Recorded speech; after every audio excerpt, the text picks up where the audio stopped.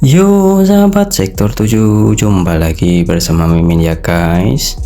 Hari ini Mimin akan melanjutkan alur cerita Night of the Goblin ya guys. Sebelum masuk ke ceritanya, Mimin ucapkan terima kasih sudah bersedia untuk klik video ini. Dan jangan lupa dukung Mimin dengan cara subscribe, like, dan komen di channel sektor 7. Tak usah berlama-lama lagi, langsung saja kita masuk ke videonya.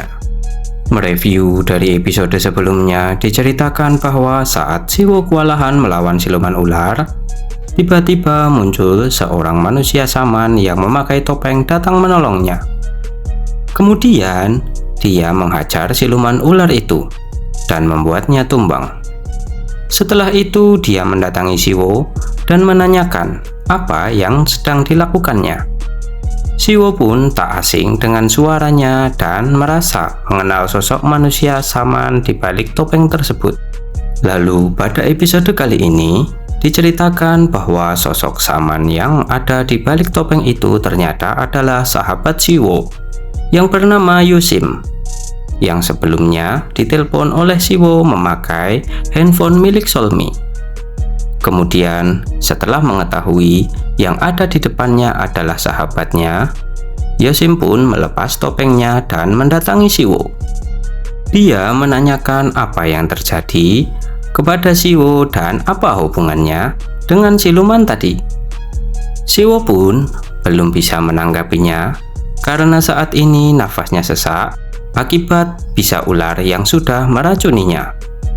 Menanggapi hal itu, dalam hati, Yosim pun berujar bahwa bisa ular tadi bukanlah bisa biasa, melainkan sebuah skill. Obat darurat yang dibawanya pasti tak akan bisa mengobatinya. Lalu Yosim pun meminta Siwo untuk menceritakannya nanti dan menyuruhnya untuk menunggu di sini. Akan tetapi, Siwo bisa menyembuhkan dirinya yang terkena racun. Hal itu membuat Yosim pun kaget dan tak percaya. Bersamaan dengan kejadian itu, siluman ular yang sebelumnya tumbang pun diam-diam melarikan diri. Yosim pun kesal karena dia kehilangan siluman yang seharusnya dia tangkap. Ditambah lagi, mengetahui jika teman yang dikenalnya selama 3 tahun merupakan seorang blasteran siluman. Bahkan, blasteran seorang goblin. Sambil tertunduk lesu, Yosim mengungkapkan semua itu. Melihat Yosim seperti itu, Siwo pun mencoba untuk menenangkannya. Siwo juga menyimpulkan bahwa ternyata selama ini alasan bagi Yosim tak menceritakan tentang balai pelatihan milik keluarganya adalah balai pelatihan milik para saman. Sambil berdiri dan menghela nafasnya, Yosim pun membenarkan hal itu dan langsung menjelaskan bahwa pekerjaan keluarganya adalah bertapa dan mengusir setan. Meskipun pekerjaannya hanya akan bertahan selama 6 bulan lagi, imbuh dari Yosim.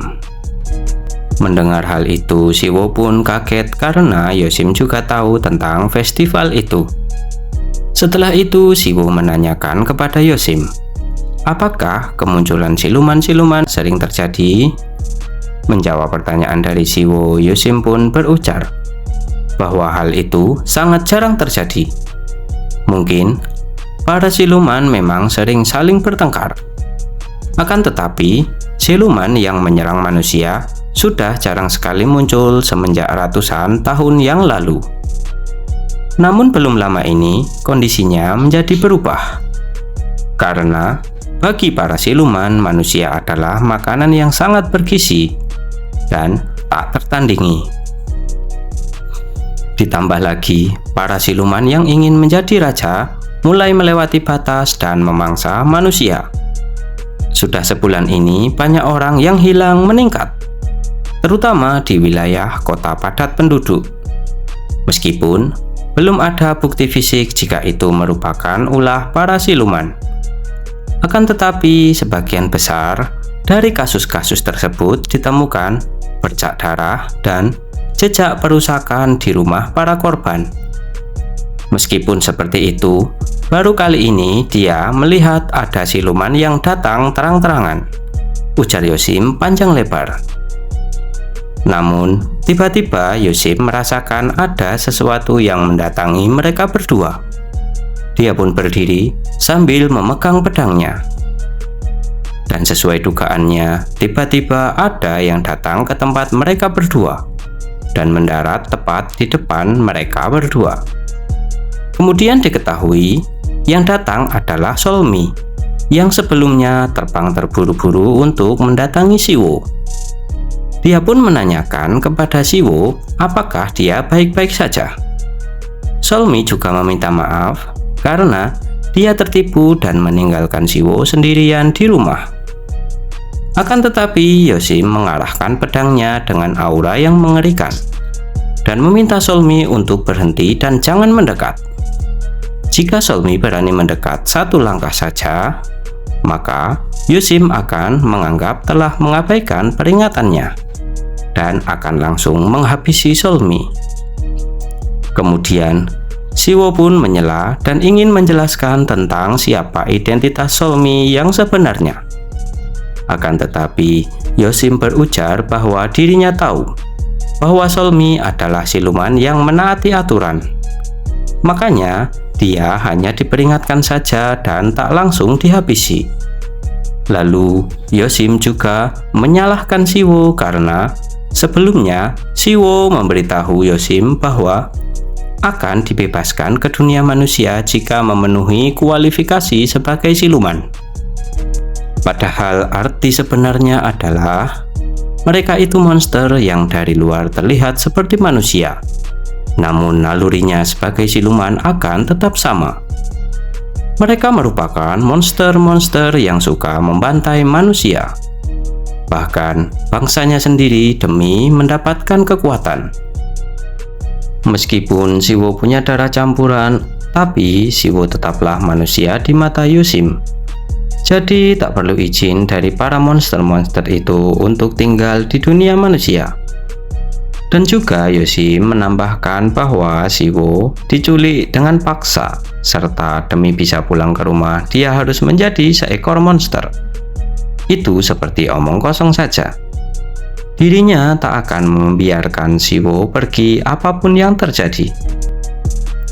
Kemudian di sisi lain, dengan rasa bingungnya, Solmi pun berujar dalam hati jika apa yang disampaikan oleh Yosim memanglah tak salah.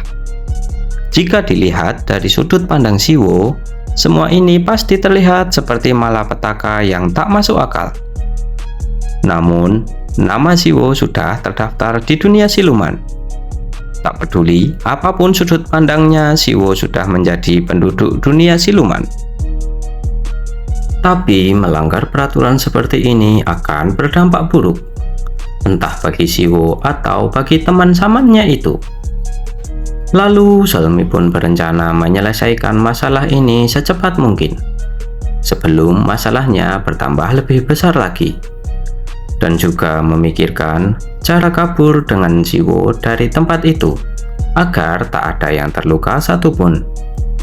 Akan tetapi, Solmi menyadari sesuatu bahwa Yosim merupakan orang yang kuat dan terlihat dari pancaran energinya. Kemungkinan yang bisa menghadapinya adalah Solhwa atau Guiyu. Kemudian, Solmi pun bersiap mengeluarkan energi untuk mencoba melawan Yosim.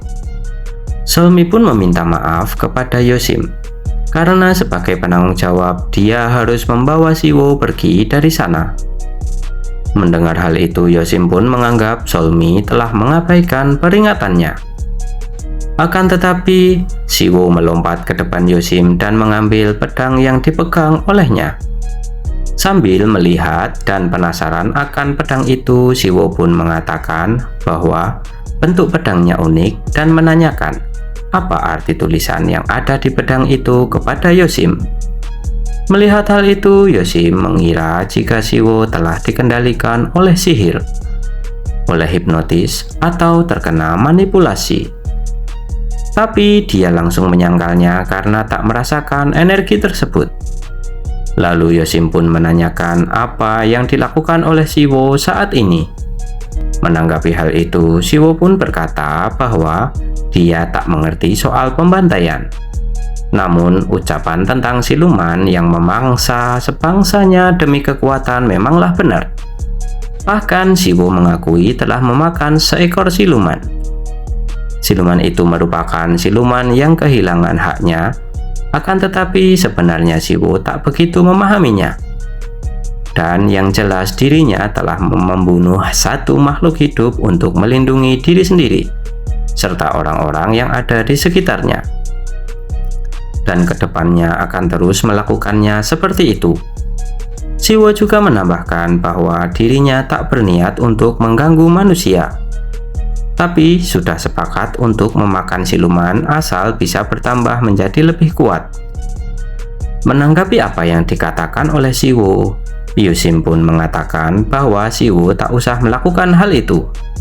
Dengan kekuatannya, dia akan melindungi Siwo dan ibunya di dunia ini, bahkan setelah 6 bulan ke depan. Akan tetapi Siwo tetap pada pendiriannya dan sambil menjatuhkan pedang Yosim, dia mengatakan kepada Yosim satu hal yang lebih gila lagi, yaitu Siwo ingin menjadi Raja Siluman. Mendengar hal itu, Yosim pun marah dan mengatakan bahwa Siwo kurang waras, dan menanyakan juga kepadanya apakah Siwo tahu apa itu Raja Siluman, hingga berani mengatakan hal tersebut.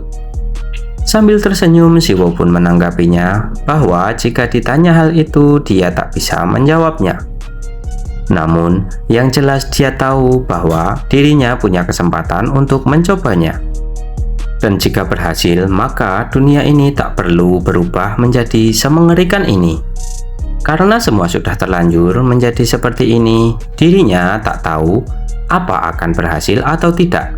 Serta dia bukan tipe orang yang mencemaskan hal seperti itu. Namun akan lebih baik melakukannya sampai berhasil daripada hanya berdiam diri saja. Maka dari itu Siwo memutuskan untuk mencobanya. Ujar Siwo panjang lebar kepada Yosim. Kemudian Yosim pun mengambil dan menyarungkan pedang yang dijatuhkan oleh Siwo. Dia pun akhirnya memahami keinginan Siwo.